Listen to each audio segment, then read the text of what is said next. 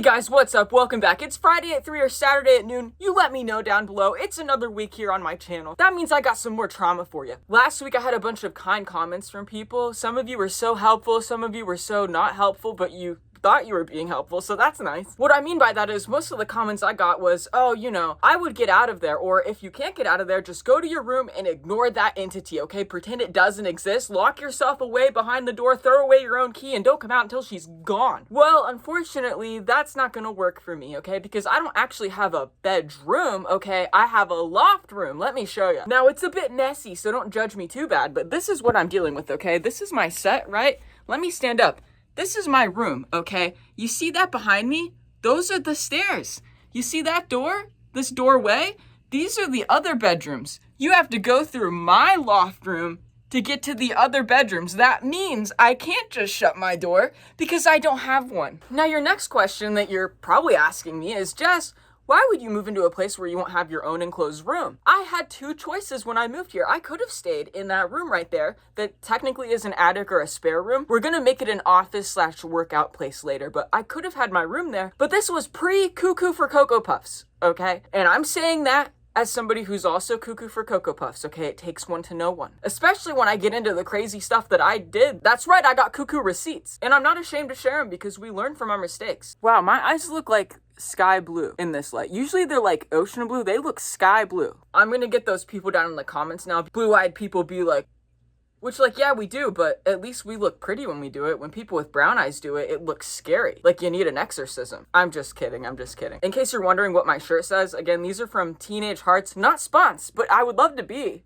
If you guys want to hit me up, Teen Hearts, hit me up. This shirt says, the only virus I'm worried about is us. I do wish I would have got a different color because you can't see the W in worried because they made it black for some reason. Teen Hearts, why did you do that? Why didn't you make this green like here? Like the word virus is green. You should have made worried green. Anyways, to all of you that were suggesting just hide out in your room, I can't do that, which is why I built the Great Wall of China, okay? I'll insert it here. Please tell your kids that this was Donald Trump's wall. I'm gonna tell my kids that was Donald Trump's wall. I hide behind there during the day. I sit there and I play games and I edit my videos and I watch my YouTubes and I eat my food there and I bit my wrong there and I kind of hotbox inside it because it's all enclosed. I'll show you what it looks like now because the way I have it, it's like a cave in there. I kind of don't want to take it down. Like when she leaves, like I'm gonna miss my little cave, low key. At the end of part 1, I just got to the fact that we moved her here. I explained how I spent 6 hours out of my day moving her here because her other kids wouldn't help other than her son, who's my bestie, who's the sweetest guy ever. Some of you were saying some not so nice things about him. You don't know the full situation, okay? I'm just complaining about his mom. If I thought that he was part of the problem, I would have been gone, okay? I have enough savings in a car, so trust me, if my bestie was the issue, I would be gone, okay? I would ghost him, bye bitch, gone. But that's not the issue, okay? He's great. He's the reason I'm putting myself through this because eventually when his mom is out of here, we want to continue living how we were, helping each other, building our savings, okay? Because if I leave, not only are my savings screwed, it'll screw my buddy too. I'm helping him by being here, by being his roommate. I'm not helping him by trying to punch his mom in the face, which is what I tried to do. But luckily he was here that night. We're gonna get there, okay? If you stick around. But in order for how we got there to make sense, you need to go watch part 1, or I'm gonna seem cuckoo for Cocoa Puffs. That does not mean that violence is the answer. I was wrong. That's why we like to say there's never a perfect victim, because a lot of victims that you see are reactive abusers, because you get pushed to a point. I will never judge somebody going crazy on their partner in public, because you don't know what they've gone through to push them there, okay? And I was pushed to the brink this particular night, and that does not mean you get violent ever. I know exactly where I went wrong, and that's why I'm telling this, because I want to share that, because that point for me could be somebody else's point, and I now know when I get to that point what exactly I should do, because what comes next, if I don't walk away when I should, I have no control of, but I'm still responsible for. What we do as mentally ill people, we are still responsible for, unfortunately. But that's society. There's no help for you, easily, but you're still responsible for things that you do. This woman's living here at this point, okay? It's fine. I gave her that welcome basket. She was very kind about it. She was like, wow, I didn't really expect this. This is really kind of you. She very much appreciated it. In fact, the blanket that I gave, I just saw that downstairs getting washed, put through the washer and dryer. So I know that she likes some of the stuff. We were all doing just fine. She would come down. Her schedule is she'll stay up. She'll wake up around 5 p.m. and then she'll stay up until 7 a.m. and then sleep and then wake up at 5 again. But sometimes she'll get up around 3 to 5 to come down and use the bathroom and get food and then go lay back back down or whatever, and then she'll DoorDash at night before she picks up her son. That's her schedule. That's her thing, you know, and it works for her. Good for her. That's fine. We were doing fine. I would always be down there at my desk, like I showed you, pre-Trump wall. Okay, there wasn't a blanket, you know, it wasn't weird. And I would be sitting there and she would talk to me or I would talk to her, and we had a lot of good moments. She would tell me some lore about her, which I'm not going to share because that's not my business. That's her privacy. She would share some crazy lore with me. I would share some of my crazy lore. We would kind of relate because we both had weird dads, okay? So we'd relate on that. And we literally would look up her family on Google Earth and stuff and spy together. And I remember trying to figure out how to report her old landlord because his house is like not safe. Basically just landlord specialing it right. Couldn't figure out how to report that guy, but if you guys know how to report landlords that are just gonna let somebody else move into a house they know is unsafe, let me know because I can't find that. I live in Ohio. Helped her with that, so we're like bonding over stuff. We even have some heart-to-hearts by the door. She even said to me one morning, you know, I feel like you and I get into it once every few months and then we just pretend like it didn't happen. And then we get into it and then we pretend like it never happens. And so you must be family because that's how it is with my family. That was my first sign that I might be dealing with a narcissist. I thought she just had borderline like me.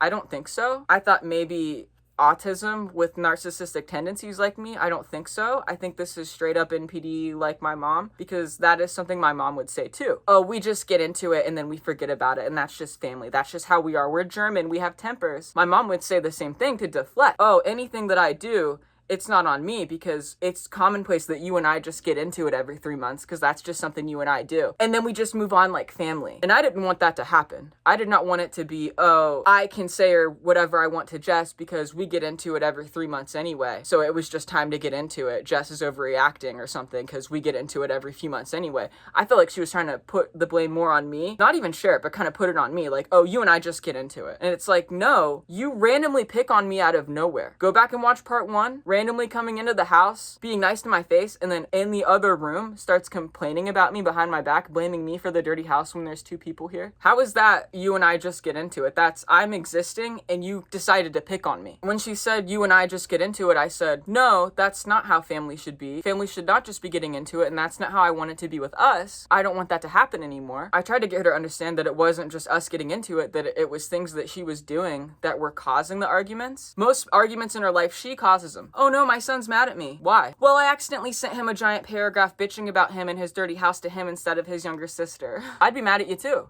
I'm on the kid's side.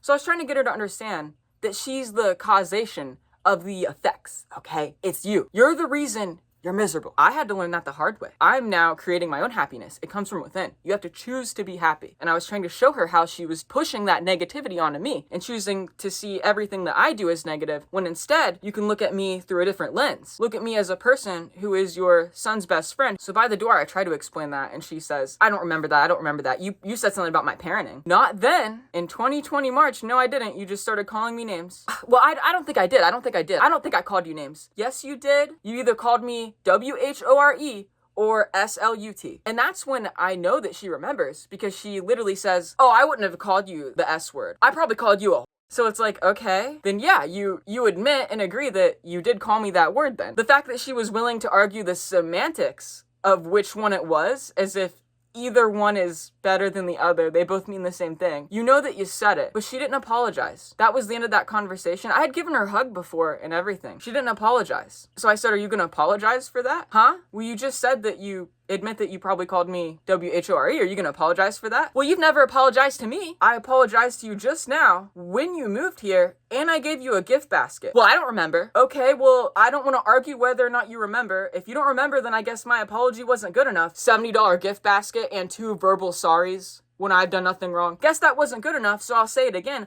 I'm sorry.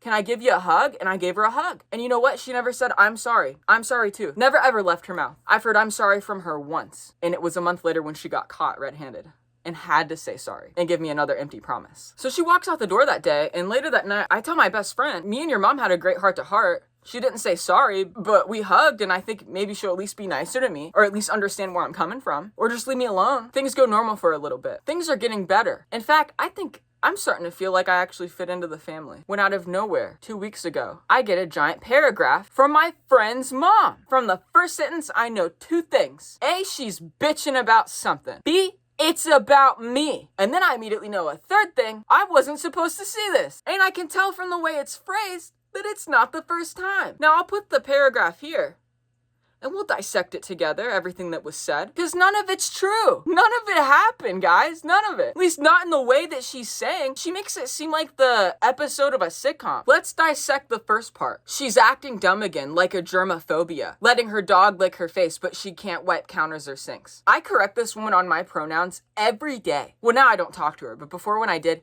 every day. Not once has this woman ever gotten it right on the first try. Never. She always says she, her, and then me or my bestie will correct her and she'll go, he, sorry. I was gonna say he. No, you weren't. In fact, you were gonna keep saying she until someone corrected you. Because there will be times where me and my bestie won't say anything. We'll look at each other and see if she catches on and then correct her. And it's the same thing every time. Oh crap, sorry. I was doing it right though. I have been doing better, right? No, you do this every time. You say the wrong pronoun.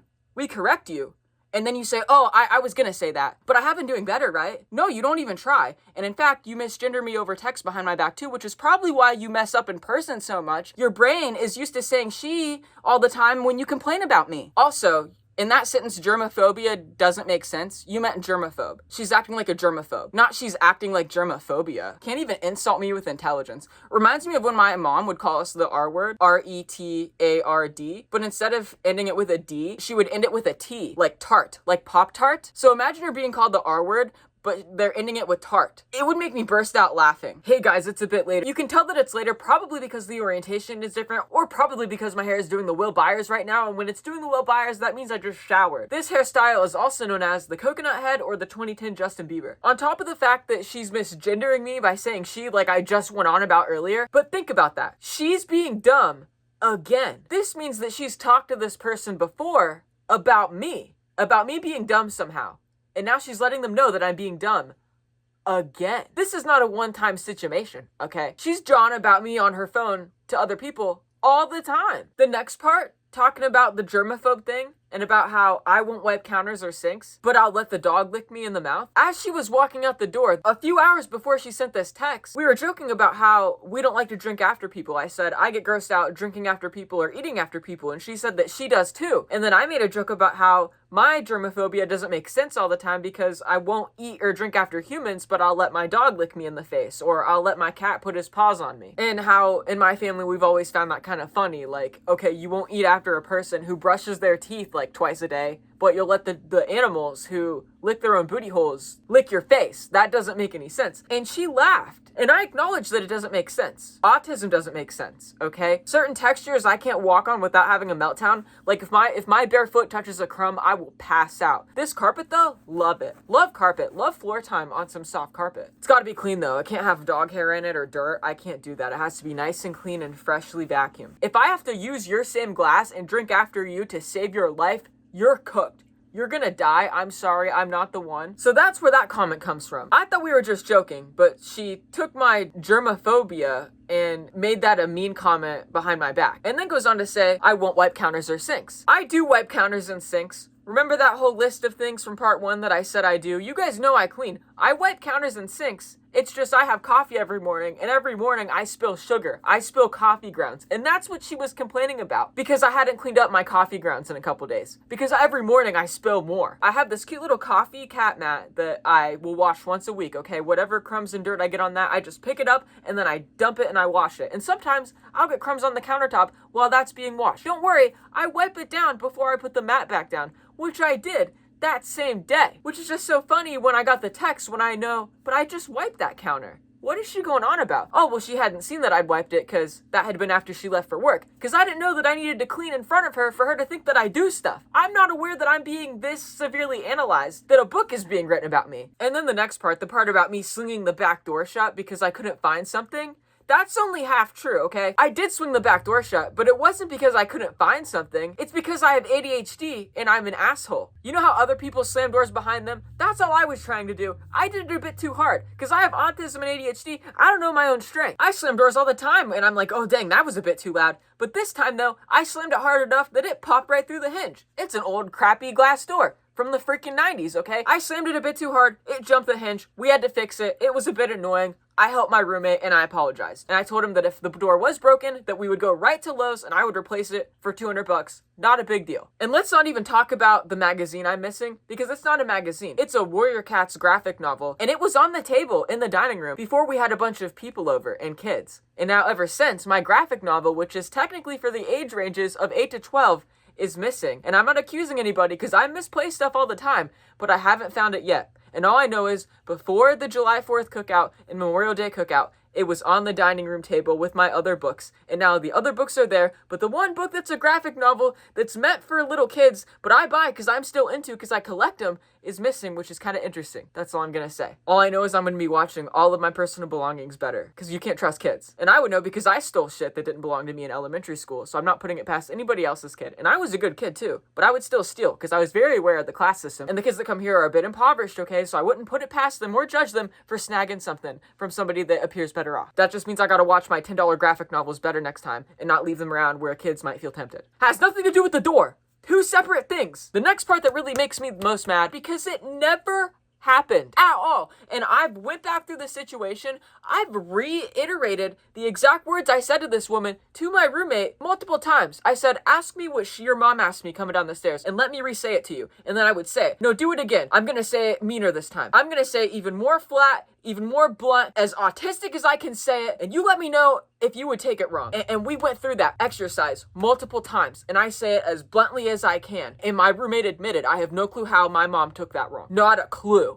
So here we go. The last part. She states that I got mad at her because she didn't pick up my dog's accident, and that is just not true. My dog goes through phases where he'll eat normal, but then there'll come a day where he won't eat that day, so then he won't poo the next day. So then we're off schedule on when he's gonna poo. Sometimes he'll have to go again at night, and I won't know that because I don't take him to go number 2 at night when it's dark because we live on 2 acres and there's creepy men, okay? I don't need to explain, okay? It's mainly just the creepy men. I'm not scared of the dark. I'm scared of creepy men in the dark. So I make sure he's done going number 2 before it's dark. That way we can see the creepy men if there are any. This was one of those times where he actually hadn't gone poo-poo all day, so I'm like, there's a chance he might have an accident in the night. That's okay. I'm just glad he's ate his dinner. We'll deal with it in the morning. Now I'm laying on the couch downstairs because sometimes I sleep down there because it's cooler down there, and my TV, I like to have a TV on in the background because that's just how I always had it. I was the kid who would leave the TV on during childhood and wake up at 3 a.m. to the George Lopez theme song playing on my TV, you know, with everybody floating around. So I like to sleep down there. Well, that means whenever somebody comes down the stairs, I see them. And I'm awake before everybody because, again, my body wakes me up at exactly 5 or 6 or 7 a.m. to shit. I'm pooping. So I'm already up, but I'm on the couch laying there. My roommate's mom, my bestie's mom, she comes down the stairs, and that's when she lets me know, your dog pooped up there last night. Now, let me say that again. This is what she said to me. Your dog pooped up there last night. So I'm thinking 2 things. Oh, he pooped last night. Great. Because he went through a day where he hadn't ate at all, and he hadn't had a bowel movement, then he finally ate his dinner, and now I'm hearing that he pooped in the night. Okay, great. Sucks it was in the house, but I'm glad he's back to normal, because I don't know why he does that. He's a husky. So when she tells me, oh, your dog pooped up there last night, I go, oh, well, is it still up there? And that's when she goes, no, I didn't clean it. I got somewhere to go. Now, when I said, oh, is it still up there? I'm not asking that because I'm wondering if she picked it up. I'm asking that because she said my dog pooped up here last night. Up here as in my loft. If it happened last night, then one could assume that it might already be picked up because who would just leave it laying there for hours, right? If I'm already asleep and they saw it. Common courtesy would be to pick it up, or at most, if you don't want to pick it up because it's not your dog and it's that big of a deal, or you have a poo phobia and you don't want to touch it, then come wake me up. I'll come get it. Like, I'm not a big baby. I'll pick up the poo. It's my dog's poo. Like, I don't have an aversion to that. I was aware that the dog might have accidents that I need to clean when I got the dog. It's not a huge deal. So when she says, oh no, it's still up there, I didn't clean it up, I got somewhere to be, I just say, oh no, I wasn't expecting you to pick it up. I was just wondering if it was still up there. And that was the end of the conversation. When I think of it in hindsight, yeah, it's still there. No, I didn't pick it up. I didn't pick it up. Not my business. I got somewhere to be. I didn't pick it up. She was perturbed. She thought that I was insinuating in my question that she picked it up or something. I don't know. I wasn't trying to do that. It's the way you phrased it. If you said there's poop up there, oh, okay. You said my dog pooped up here last night. So any normal person would probably wonder, oh, is it still there? Do I need to go get it? You said last night. Are you just letting me know that the accident happened? I just want to know if the poo is still up here so I could either come clean it or not. And if somebody already picked it up, I would have said thanks. And my bad. And then I would explain that he has issues and that he hadn't gone. And so his schedule's kind of whack. Because she is the type of person to where if your dog has an accident, she'll judge you about it. Which again, she has no right. She had a doggy pee room right there for months. At least when my dog has an accident, accident, I pick it up. You apparently saw it in the middle of the night and are so hateful towards me that instead of picking it up, you stepped over it all night and left it on your son's carpet. If a cat pukes, and I didn't see who did it, it could have very well been one of my bestie's cats. He has 2 cats, I have 3. It could have been one of his 2. I don't leave it there for him to pick up, I just pick it up. If you see poo on the floor, you pick it up, as I would do for your animals. It's not like he poos on the floor every day, and she's had to pick it up a ton, and that was like the first time since she's been here that that's happened. Just pick it up, or come wake me. Somehow, though, she took that as I was mad at her, because I asked if it was still up there. She meant to send that text to either her daughter, or her other son, or somebody. She don't have any friends or other family, so it had to be one of the 2 I just said. But she accidentally sent it to me, and I was sitting right next to my bestie when it pinged and I got it, and I was immediately livid. Not a week ago, I hugged you by the door and cried while you stood emotionless, and I thought finally you were gonna treat me like a human. And now here we are. This paragraph is sent to me not mere minutes after she walked out the door, all smiley being nice, making the germaphobe joke. I say minutes, it could have been a couple hours, but it felt like minutes. After she walked out the door, being nice to my face, and we were all jokey joke, that I get this text. I send back one thing, and I'll put it here so you can see. You are a very hateful person. Because everything else bad that I did in person. This next part, what I'm about to talk about, I regret, and if I could go back, the moment that I stand up, is when I would have walked out the door. For reasons unimportant, I have been made to feel like if there's a confrontation, walking out is not good. There are cases where that's true, where walking out is immature, walking out in the middle of something is disrespectful, it's manipulative, it's emotionally abusive, sure. But in the case where you're gonna hit somebody if you don't walk out, look like the little asshole who doesn't want to deal with it, walk out. Take the ego hit, walk out. You don't need the last word if it means you're gonna become an ape, because that's what I did. I went full ape. There was no brain function going on anymore. Just rage. I just wanted to beat face in, which is not healthy. It's not mentally healthy at all. I'm mentally ill. Nobody's perfect. Nobody's a perfect victim. I will never tell you that I'm a great person or a good person. I would tell you that I can be a kind person. I would tell you that I can be a good person. I would tell you that I can also be a bad person. I reactive abused, and I made what was all her fault become more my fault because I escalated it to violence. I am a product of what I grew up in. All day I'm stewing over the text. All day. I even tell my roommate at one point, I swear, like, I could just hit her. And he's like, no, you're not. That's my mom. Oh, I could do it. So I think in some way my brain already decided what I was going to attempt to do way earlier in the day, whether I realized it or not. In hindsight, we shouldn't have had a conversation that day. His mom should have came in, went right upstairs, not said a word, because I was still livid. I took some medication to prepare for her to come home so we could talk about it. I took the wrong medication. Okay, I have 2 prescriptions. I took the stimulant. I should have taken the depressant. She probably sent me the text around 3 or 4. By the time she gets home, it's like 8 or 9 at night. But she walked in the door, and before anybody could say anything, she starts apologizing. But I don't want to hear the apology, because it's the same one I've already heard when I've caught her talking about me behind my back before. I'm so sorry, I'll never do it again. And I said, I hear your apology, but I don't accept it, because you've said that before. When have I said that before? Immediately defensive. So I point out XYZ that I told you in part 1, where it's happened before. And she starts gaslighting me.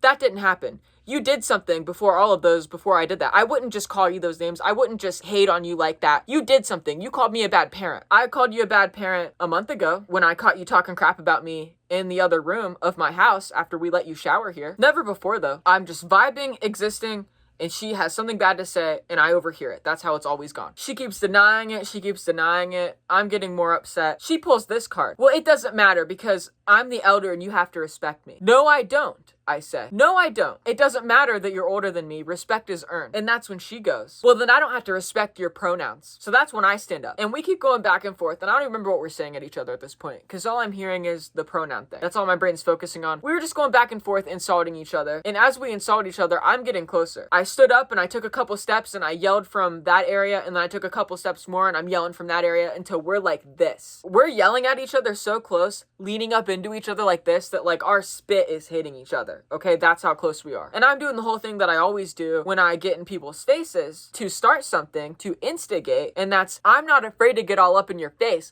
and tell you what I really think of you. I'm done with you treating me like crap. This is what you've created. And usually what always happens when I do that is the person will push me. And what I was taught by my dad was a really stupid lesson, but he always taught me if you're in a fight with somebody and they lay a hand on you first, everything you do after is self-defense. So I take that literally. And I think no matter what I do, no matter how intimidating I am, no matter how close to someone's face I get, as long as I don't touch them first and they touch me first, I can fight them. That's what you're teaching me. Just get them to react first, and then whatever you do is self-defense. I did this same thing in college, and that's a story for another time, but I'm doing the same thing I did in college that worked then to my roommate's mom, and I'm up like this. It's been 4 years of this woman tearing me down. I see her like another version of my mother that I'm dealing with. So I want to fight. She eventually pushes me back. So I push her back. She stumbles back a couple steps. I come forward a couple steps. She rights herself and she comes back forward too. At this point, both of our arms are coming up like this to try to hit at each other, but her son is already between us. He's got a few inches on me, so when he gets between us, he becomes the Great Wall of China. We're flinging limbs around him, trying to hit at each other, but nobody really makes contact. She did hit me in my arm and around my face area, but I'm pretty sure that I hit her somewhere too. She won't admit that she hit me though. But luckily her son was there and he was between us and he stopped any blows from happening.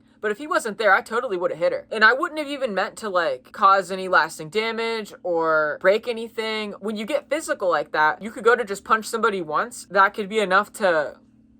And I wasn't even thinking that in the time. I'm not being sane or objective. I'm just thinking this person has hurt me so deeply that I don't even remember what was said. I just remember how I felt. I completely lost all sense of who I was in that moment. And I went through the same motions that I went through when I was dealing with my college roommate and when my dad had me deal with my mom. What I'd been taught. But what I've been taught is wrong. Just because somebody pushes you first does not mean that what you do is self-defense after. I do want to point out that if this woman was truly scared, she had 2 exit ways. I wasn't blocking her into a corner. She had a whole dining room and a kitchen and a back door. After I shoved her, she could have turned around and walked away. She didn't. She took 2 steps forward to come back up at me to meet my arms that were coming at her. She didn't try to go like this. She came up wanting to swing too. She was not afraid of me in that moment. The second way to leave would have been the door that was right there to her right. When I pushed her back, she was closer to the front door than me. All it would have taken was boop.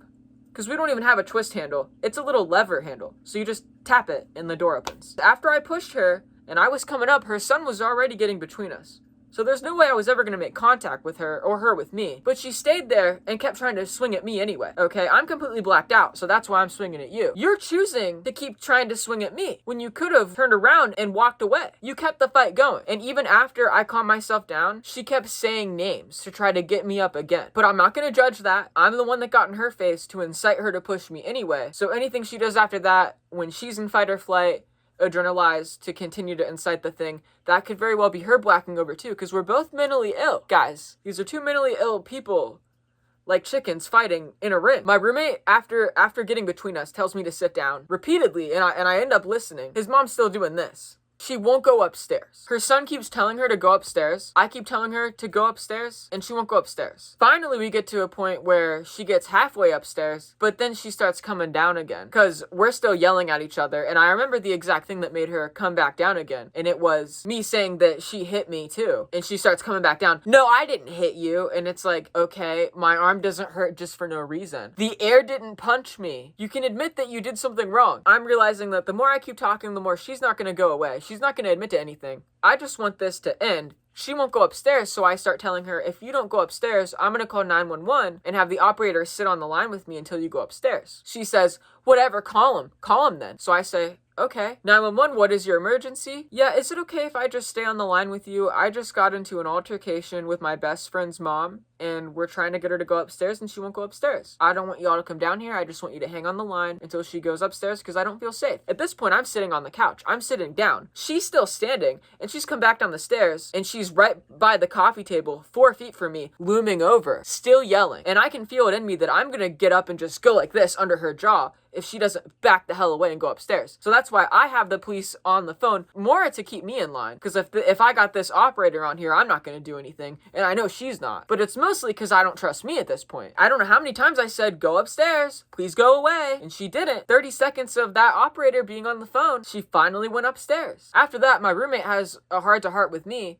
And then he goes upstairs to talk to his mom. I'm frustrated. I want his mom out. She's frustrated. She doesn't want to live here, but doesn't have anywhere to go. But all we can do is try to calm everyone down from the fact that we just had an altercation. I decided to go sit on the porch at this point to hang out with this stray cat out there and try to clear my head. Now, when I hung up with the operator, I said, okay, everything's fine now. Please, you're not going to send anyone, right? Because we're all good. And she said, no, I won't. Well, she bold-faced lied. Because I'm sitting out there, my nervous system is calming down, and I see 2 police cruisers rolling up, and it's like, damn it, police around here actually do their job? Because I can't tell you how many times I called 911 on my mom growing up in Lancaster with the Fairfield County Police Department, and they wouldn't show up, or they'd show up a half hour later. These guys came within 5 minutes, and it wasn't even an emergency. But I had to stand up and talk to them. What with my white privilege and all, I figured it wouldn't take long to get them to go away. That's exactly the case. They talked to me, and then I went in and got my bestie and his mom. They come down and they talk to her. She doesn't mention the fight because I didn't mention a certain detail. And this detail is the whole reason I went at her in the first place. And it's when I got in her face. Remember, I stood up because of the pronoun thing and I started getting closer. She kept disrespecting me about it. I remember what made me finally snap. I said to this woman this close to her face, "If you disrespect my identity one more time, I'm gonna punch you in the face." You know what she says to me? "You do that and I'll slit your throat." She said that to me after the initial of us doing this. So I expected her to have a response, just not a death threat. I thought she'd be like, "Oh, I'll punch you back," or "I'll beat your ass back." Not, "I'll slit your," what? When I said I'm gonna punch your face, I'm thinking I'm gonna bop her once, just like this,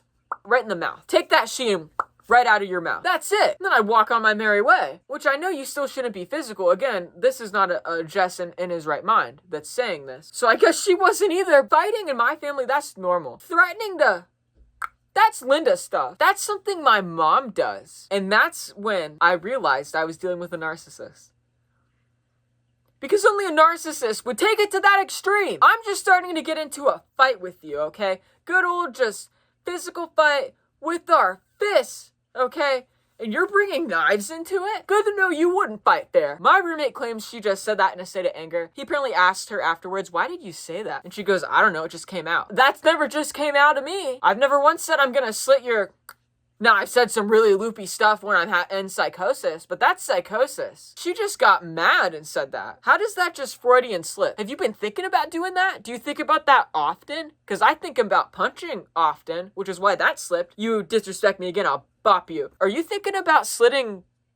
What? But I'm the only one that needs help according to her. At least I'm seeing a therapist. By the time I'm no longer seeing a therapist, my therapist is gonna need a therapist, and then that therapist is gonna need to get a therapist. It's just gonna continue on. Anyways, I didn't tell the cops about that little line, because I knew that that would be immediate charges, okay? I also recorded her after she said it, and I have her standing there like trying to rationalize why it's not a death threat. I didn't get her actually saying, "Yeah, I said it," but I have her rationalizing why it wouldn't actually unalive you. Me saying I'm gonna your throat with a knife isn't actually a death threat because you don't know if it'll unalive you or not. I don't know about you all. When I hear I'm gonna slit your throat, I think they're gonna end me. I'm over here like, if you fuck around, you're gonna find out. Use my pronouns or get bopped. Right? And she's like, "I'll kill you." We might both be crazy, but we're not on the same train. I will touch on how things are at the start of next week's story time, which will probably be about my mom or my dad, or maybe something running related, something a little less heavy, because I want to forget that this is going on. Anyways, if you guys can hit that subscribe button, I'd really appreciate it. Like this video, that really helps. Comment on a scale of 1 to 10 how much this whole situation sucks. Sitting here now, I'm really relieved that I didn't actually make contact or good contact, and that her son was there. And I now know that the moment when I stood up is when my body is starting to lose its sense of self. I stood up because I had so much energy. I was overstimulated. And one of the things I do when I'm really overstimulated by what my brain perceives as a threat is I get physical. Now that doesn't mean it's okay, but I have autism, ADHD, CPTSD, and probably borderline.